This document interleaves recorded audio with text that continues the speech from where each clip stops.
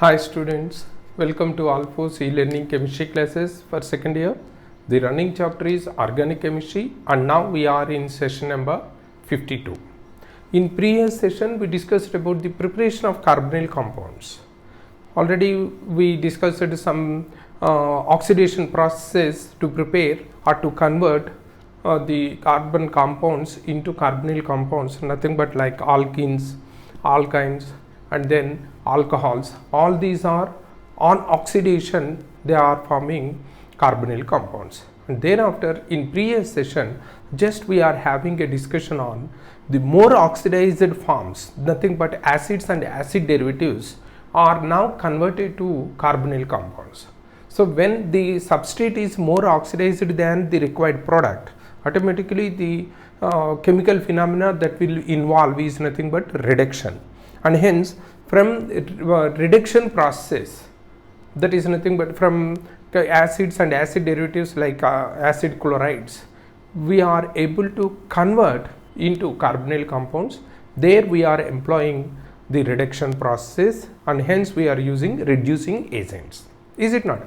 And now in this case here I am going to discuss about the different types of, first let me make you to understand what types of reducing agents we will have in our organic chemistry. If you are having idea about that, then which reducing agent we have to use when we are converting a carbon compound into the carbonyl compounds, we can understand. It is nothing but reducing agents we can observe three types. Just you remember, it is for all competitive examinations, it is very important. Three types of reducing agents we can observe. One is nothing but heterogeneous hydrogenation, and here just you remember the reduction is, here the reducing agent reduction is by addition of hydrogen, that's all.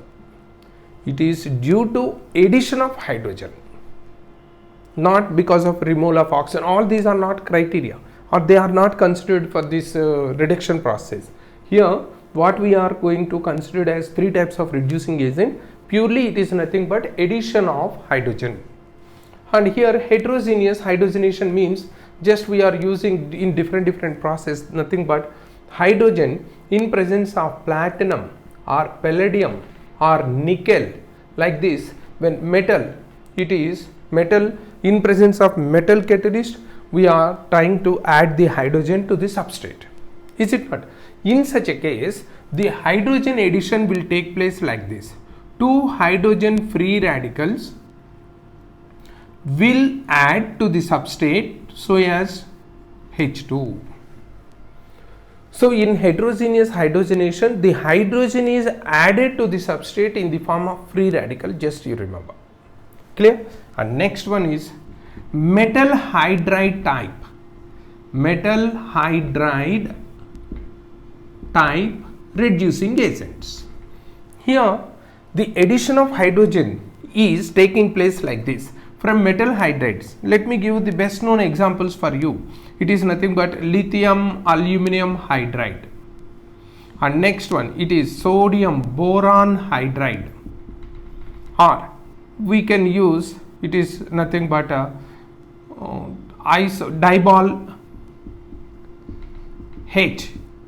Dibol H is nothing but diisobutyl aluminum hydride. Isobutyl aluminum hydride is known as dibol H. And in all these cases actually the hydrogen is added. These reagents, just you remember, these metal hydride reagents automatically by granted reagents are there. Along with this, whether they are indicating that one or without indication, you should remember it is followed by protonating or protonating solvent like water, alcohol or any less polar acids, like that. That means, but in general by default we should follow these metal hydrides with protonating agents like water. Clear? And here what is happening is the reagent will release H minus to attack on the substrate, and because of that H minus, the substrate will get reduced. Immediately, to complete the hydrogen addition from the granted reagent like water, H plus will be added to the substrate. Now total you can observe H2 is added. It is from reagent, reducing agent, and it is from solvent, that is nothing but granted reagent.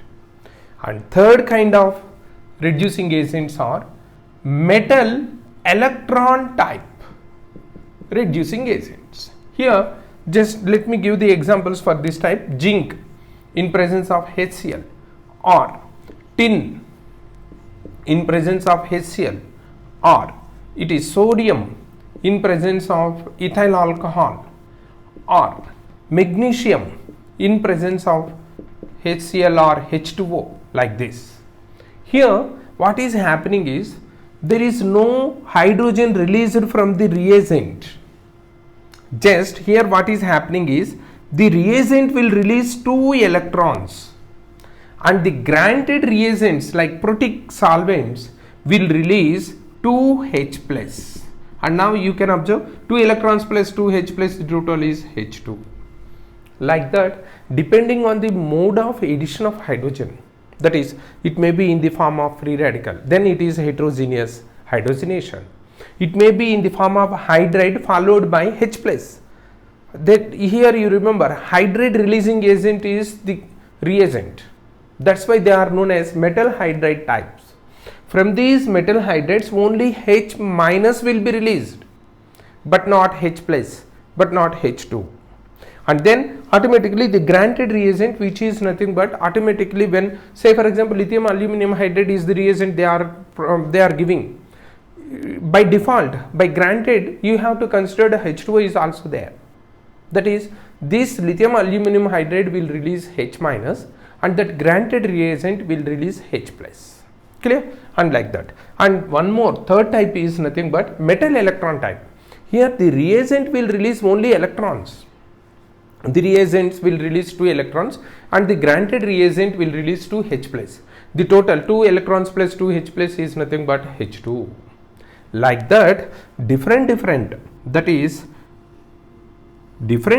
reagents are used to add a net H2 to the substrate. Depending on the form of that hydrogen added to the substrate, we are having these 3 kinds. Just you remember, heterogeneous hydrogenation, it is nothing but metal catalyzed hydrogenation, and next one is metal hydride.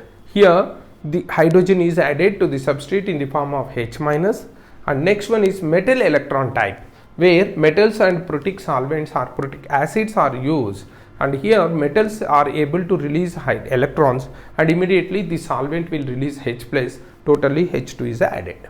Like this, these are the different reducing agents, just you remember. And now coming to these reductions, yesterday we discussed about the reduction of acid chloride by Lindlar's catalyst. Lindlar's catalyst, what we are using there, hydrogen in presence of palladium, it is nothing but heterogeneous type, is it not? And thereafter that metal, that is acid chlorides, when they are treated with the dialkyl cadmium or Gilman's reagent, there also that is converted into ketone. But when it is treated with the Lindlar's catalyst, that is hydrogenation is taking place for acid chloride, the product is only aldehyde, and that reduction process is known as Rosenmund's reduction. Already we discussed. And then that acid chlorides, when reduced with dialkyl cadmium, nothing but R2CD, it is reducing this acid chloride into ketones, and then Gilman's reagent, nothing but R2CuLi, can also be used for such reduction. There we discussed all these in the previous session. And now coming to the next substrates that are useful in conversions are nothing but, the fourth one is nitriles, nothing but cyanide, and esters. These two can also be reduced into aldehydes or ketones, that is carbonyl compounds. And now let us consider cyanides when it is triple bond C triple bond N. Esters are nothing but RCOOR. These two can be reduced by using this one, first particularly tin chloride in stannous form, stannous chloride and HCl. And when this stannous chloride and HCl is used as the reducing agent, the reaction is nothing but Stephens aldehyde synthesis. Aldehyde synthesis. Just you remember. In this case, here also when it is treated, when it is reduced with tin, that is stannous chloride and HCl, by default we have to hydrolyze it. Partial hydrogenation takes place. Then in this reaction only we can get the aldehydes. That's why it is known as Stephens aldehyde synthesis. And next one, the second reagent is we can use RMGX. Here also by default that is granted reagent is water. And sometimes here we can use dibol H. Dibol, di-isobutyl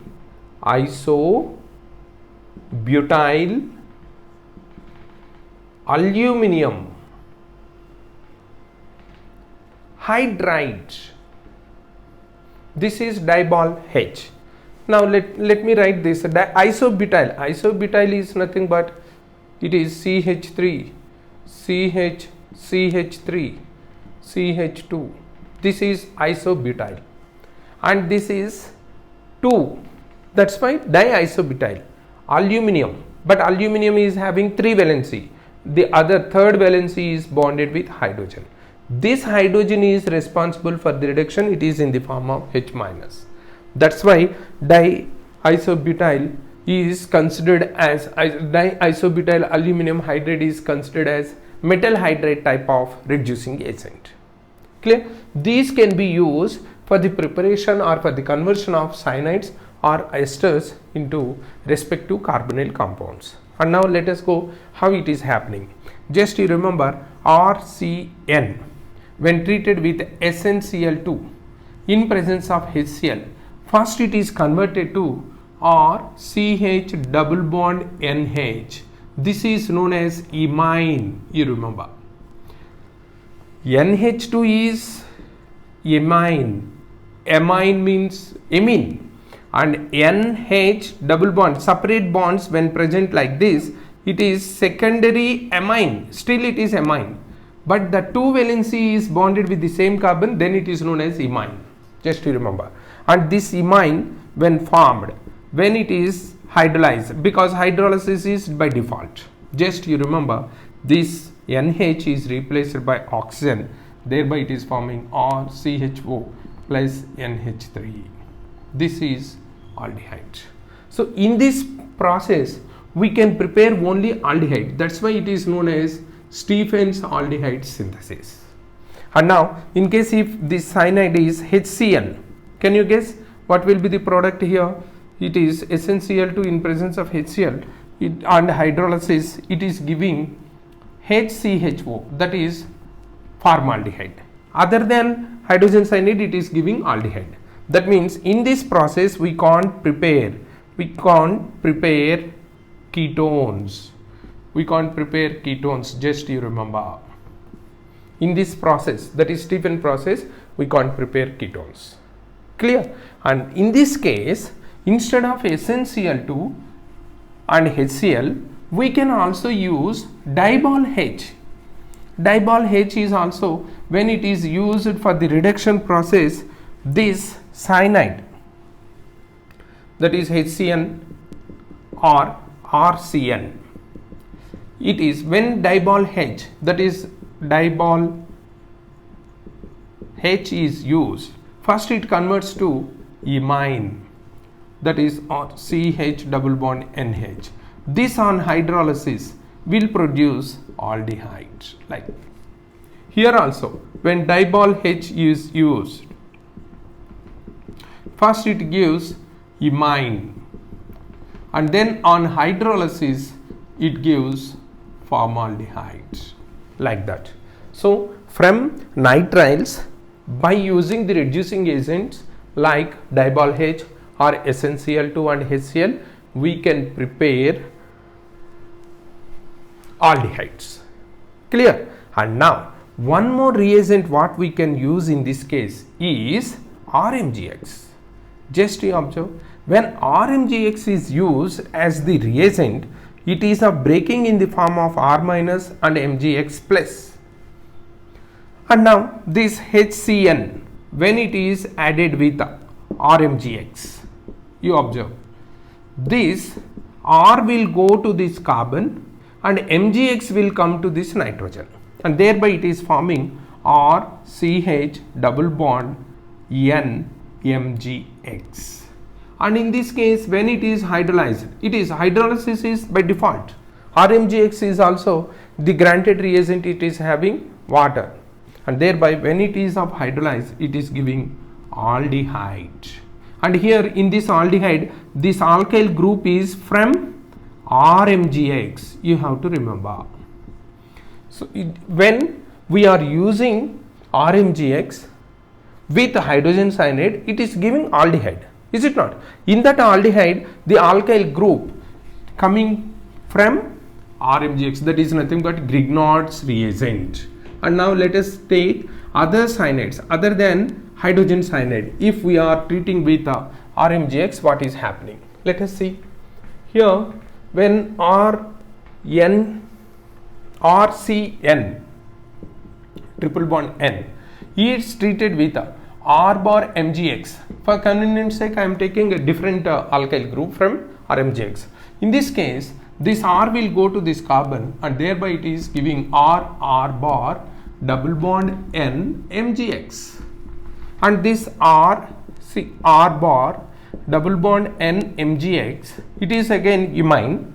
When it is hydrolyzed, partial hydrolysis, this will be replaced by oxygen, which is now coming into ketone. Just you remember, cyanides when treated with hydrogenating reagents, reducing agents like SnCl2 or diol H, there we are getting only aldehydes. Ketones formation is not possible. But with the same cyanides, when treated with RMGX, that is nothing but Grignard reagent, we are able to convert it into carbonyl compound, no doubt at all. But in that carbonyl compound, if that carbonyl compound formed is nothing but aldehyde, automatically the substrate is hydrogen cyanide. So in that aldehyde formed, when these cyanides are treated with RMGX, if aldehyde is the product, in that aldehyde the alkyl group is always from RMGX, that is nothing but from Grignard reagent. But if in this treatment, that is nothing but cyanide treating with Grignard reagent, if ketone is the product, in that ketone one of the alkyl group is always from Grignard reagent. Are you following? One of the alkyl group is always from Grignard reagent and the other one is from the substrate. And because of this, we are able to prepare the same ketone by using different substrates and reagents. Let me show that for you, because such type of questions they are asking in your examination, and which of the following combinations will give the same type of products. Sometimes they ask like that. Now let us consider if it is methyl cyanide with best example, and it is treated with ethyl magnesium chloride, and it is now giving CH3 CH2 CH3, because this is R group attached and it is NMgCl. And when it is hydrolyzed, partial hydrolysis, this will go out, it is giving CH3 C double bond O CH2 CH3. That is nothing but we are getting ethyl methyl ketone. Ethyl methyl ketone is formed in this reaction, is it not? And now the same ethyl methyl ketone can also be prepared by taking a different substrate. Now here you observe, instead of methyl cyanide, I am taking ethyl cyanide CH2C triple bond N, and now it is treated with CH3MgCl, and in this case what is happening, this is CH3, CH2, C, CH3 double bond N MgCl. And when it is hydrolyzed, just now you observe here the bond cleaves and it is converted to CH3, CH2, C double bond O, CH3. It is also ethyl methyl ketone. By using different types of reagents and different substrates, it is possible to prepare the same ketone. How it is possible? The reason is simple. In the formed ketone, when the cyanides are treated with RMGX, if ketone is formed, one of the alkyl group in that ketone is always from RMGX, that is from Grignard reagent, and the other alkyl group is always from the substrate. So if we are taking one alkyl group in the substrate and the other or the RMGX, if we are making a reverse of these two substrate and the reagent, then also the ultimate result is the same product. Clear? Like that we can convert. Just you remember this, sometimes they are asking question like this: in which of the following reactions we are able to get the same ketone like that. This is about from cyanides. And next from esters. From esters also we can prepare the aldehydes and ketones. It is by using diol H. Diol H. These esters are COOR. When it is treated with diol H, it is diisobutyl and followed by hydrolysis, it is able to convert into aldehyde, because it is hydrogenating agent. And in case if the same ester when treated with RMGX, then when it is R bar MGX or R double bar, it will come to this and letting this to go out. What we are getting is RC double bond O, R double bond plus MgX OR bar. Here also if you observe, if ester is other than formic acid ester, we can get ketone. If it is formic acid ester, then in this reaction the product is always aldehyde, like this. Only with formic acid ester in this reaction we are getting aldehyde. In all other esters we are able to create ketones. And in these ketones also, just you remember, one of the alkyl group is from that substrate, the other is from the reagent RMGX.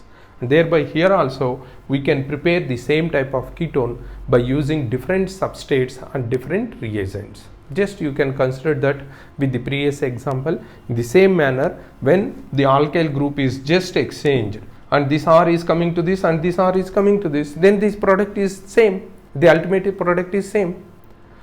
Like that, by using different reducing, altogether in this class what you have to observe is what are the reagents used, what are the suitable reagents used, and what are the products. And all these processes are nothing but, you remember, they are nothing but the reduction process. In that reduction, why we are using reduction process?